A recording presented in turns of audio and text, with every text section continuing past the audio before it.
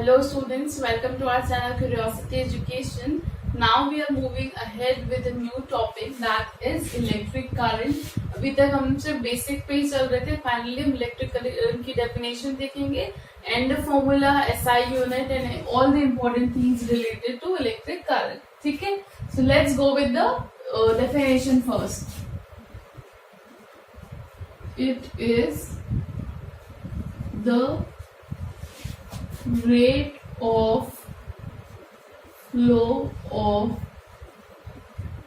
charges. ठीक है, electric current is nothing but the rate of flow of charges. किस flow पर, किस रेट पर चार्जेस फ्लो हो रहे हैं, that is called electric current. We know this already. Suppose if Q charges or Q charge is flowing for time t. Time t के लिए Q charge flow हो रहा है, देन इलेक्ट्रिक करंट को हम कैपिटल I से resemble करते हैं. ठीक है, in this chapter capital I. So this electric current, what? Electric current that is I. अगर Q चार्ज के लिए Q चार्ज फ्लो कर रहा है फॉर टाइम t, तो formula becomes I equals to Q by T. Easy. हमने definition पर ही लिखा है क्या हमारा फॉर्मूला. हमने बोला Q चार्ज अगर फ्लो हो रहा है टाइम t के लिए तो I क्या हो गया, I equals to Q by T. Easy है. अब हम इसकी एसआई यूनिट देख लेते हैं. SI unit of electric current क्या होगी? It is ampere. AMPERE, ampere. ठीक है, और इसको हम किससे डिनोट करते हैं? With capital A, ampere. SI unit किसकी? Electric current, that is I की क्या होती है? एम्पियर. अब हम अगर इन सबको एसआई यूनिट्स के टर्म में लिख लें तो करंट की हमको पता है क्या होती है? एम्पियर. चार्ज की भी ऑलरेडी हम पढ़ चुके हैं. I think answer yes, coulomb. और टाइम की सेकेंड. तो ये सब किस में कन्वर्ट हो गया है? एसआई यूनिट्स में कन्वर्ट हो चुके हैं. ये तो फॉर्मूला जो हमने लिखे थे, टर्म सारी. नाउ हमें क्या करना है? I want to define 1 ampere. 1 ampere की डेफिनेशन लिखनी है. ये अभी तक हमने पहले किया था ना, चार्जेस के लिए किया था. 1 कूलम चार्ज की डेफिनेशन लिखी थी, फिर हमने किसकी लिखी थी? 1 वोल्ट की डेफिनेशन लिखी थी. अब हम लिख रहे हैं 1 ampere. And I told you the method. किस तरीके से करना है?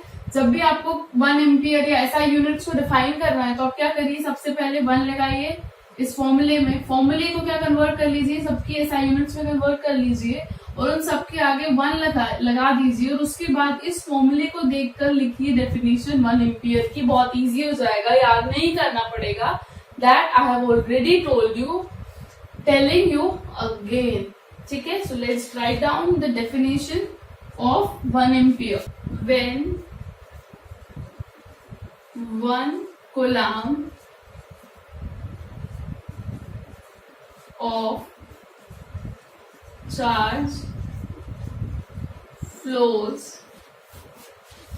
for 1 second from or through the cross section of a conductor, then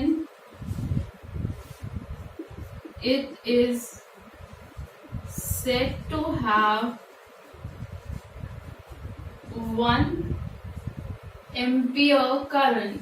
1 ampere current.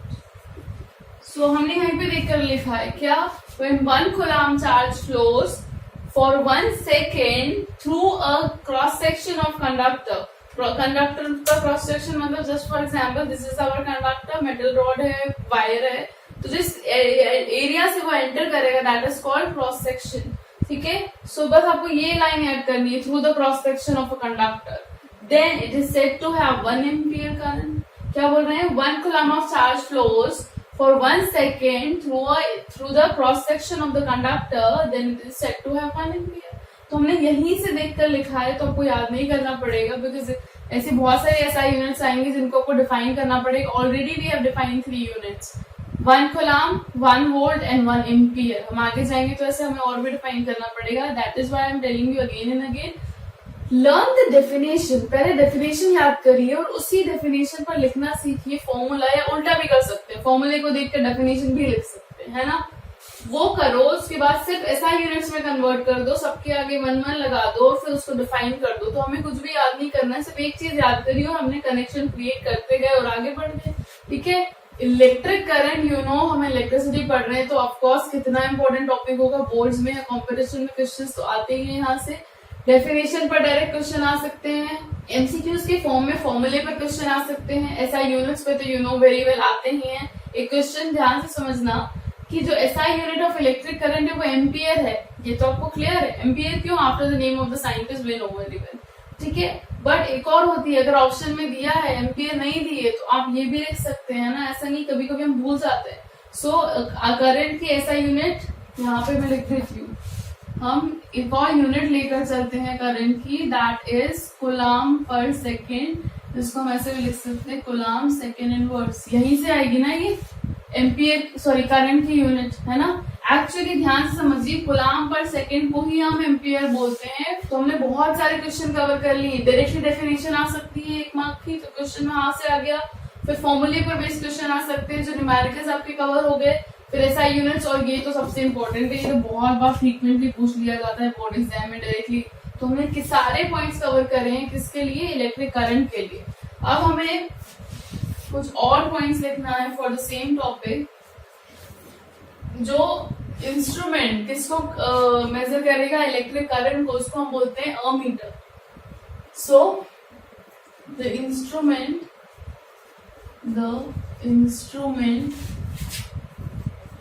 which measures the current is called ammeter,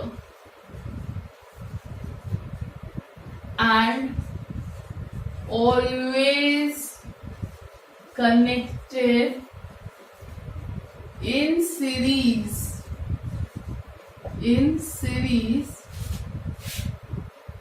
with the circuit. जब भी हम circuit में connect करेंगे अमीटर को तो सीरीज में करना है. वोल्ट मीटर को हमने पैरेलल कनेक्ट किया था. जस्ट फॉर एग्जांपल, हमें फिर से इस कंडक्टर के थ्रू, कंडक्टर AB के थ्रू निकालना है क्या? करंट पता करना है. तो हम इसके सीरीज में, मतलब इसके साथ में एक ही लाइन में, इसको सीरीज बोलते हैं, में अमीटर को कनेक्ट करेंगे. This is what our ammeter. Ammeter क्या है? It is an instrument which measures the current in ampere. Ampere में करेगा ना, अभी हमने यूनिट देख ली है, और इसे हम सीरीज में कनेक्ट करते हैं हमेशा. ठीक है.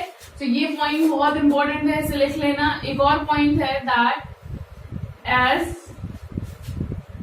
All the current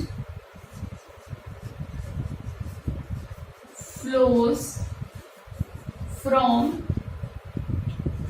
ammeter, then it should have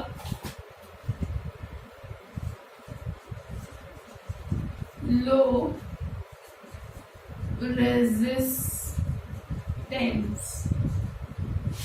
अब ध्यान से समझिए, हम क्या बोल रहे हैं कि सारा करंट किसी भी सर्किट का जो कनेक्टेड है इसके साथ, सारा करंट अमीटर से ही होके जाना है. क्यों होके जाना है? क्योंकि अमीटर को ही तो करंट डिटेक्ट करना है कि कितना करंट फ्लो हो रहा है. तो सारा करंट इसी से फ्लो होके जाना है. तो इसीलिए इसका रेजिस्टेंस कैसा होना चाहिए? लो होना चाहिए. ये बहुत इंपॉर्टेंट है, कहीं से भी पूछ सकते हैं, डायरेक्टली इनडायरेक्टली, पर आपको पता होना चाहिए. ठीक है. रेजिस्टेंस लो होगा तो क्या होगा? इलेक्ट्रिसिटी या इलेक्ट्रॉन्स बहुत इजीली इससे ट्रैवल कर पाएंगे. मैंने आपको बताया था लो रेजिस्टेंस मतलब when we were discussing about potential difference, वहां पर क्या था याद है? वहां पर रेजिस्टेंस कैसा होना चाहिए था? हाई. यहाँ पर कैसा होना चाहिए? लो. तो यहाँ पर भी हम आइडियल वाला केस पढ़ेंगे. हियर ऑल्सो एक्चुअली लो के बजाय 0 होना चाहिए रेजिस्टेंस, ताकि सारे बहुत अच्छे से इलेक्ट्रॉन्स ट्रैवल कर सके, इलेक्ट्रिक करंट ट्रैवल कर सके। बट हमने कहा था क्या, when we study science और any subject, क्या होता है, आइडियल नाम की कोई चीज नहीं होती। तो आइडियली तो ये 0 होना चाहिए था, बट 0 तो नहीं है, एटलीस्ट लो है, ताकि maximum number of electricity can flow और पास थ्रू दीज अमीटर, और वो चेक करके हमें बता देगा कि जो भी हमारा एम्पियर की रीडिंग आ रही है, अमीटर की जो भी रीडिंग, ठीक है। सो इस तरीके से भी हम discussed everything about electric current, very very important topic. मैं बार बार बोल रही हूँ, यहाँ से हर बार किसी न किसी टॉपिक पे, इस टॉपिक से कभी डेफिनेशन आ चुकी है, 1 एम्पियर की डेफिनेशन पूछ चुके हैं, इनमें से किसी भी चीज पे किसी भी तरीके के क्वेश्चन बन सकते हैं। तो इसे बहुत अच्छे से प्रिपेयर कर लीजिए। इलेक्ट्रिक करंट को हमने सब कुछ आज इसमें डिस्कस कर लिया। एक क्वेश्चन और है, मुझे आप आई थिंक आंसर कर पाएंगे। अगर मैं आपसे पूछूं कि ऐसी कौन सी चीज है, ऐसा क्या प्रॉपर्टी है जिसकी वजह से चार्जेस मूव करते हैं, तो do you have any answer for this question? मैं आपको इसका आंसर नेक्स्ट वीडियो में बताऊंगी। तब तक try to find out the answer, किस चीज की वजह से, कौन सी प्रॉपर्टी है, ऐसा क्या चीज है जिसकी वजह से चार्जेस मूव करते हैं हमको पता है, तभी तो इलेक्ट्रिसिटी हम पढ़ रहे हैं, but exactly what is the reason, ठीक है, जिसकी वजह से चार्जेस मूव करते हैं, ठीक है। उसके आंसर मैं आपको नेक्स्ट वीडियो में जरूर बताऊंगी। टिल देन आप इसको रिवाइज करिए, न्यूमेरिकल प्रैक्टिस करिए इस फॉर्मूले पर भी, और फिर हम आगे मिलते हैं। So here we end this video. I hope आपको कंसेप्ट समझ में आए हैं और आप कंटिन्यूअसली नोट्स बनाकर प्रैक्टिस कर रहे हैं। If you have any doubt for any of the topics, then definitely comment us. We'll definitely solve your problem. Also, if you are liking our videos, then subscribe to our channel if you haven't done yet. Also, press the bell icon for more notifications from our side. Thanks a lot for watching our videos. Keep studying.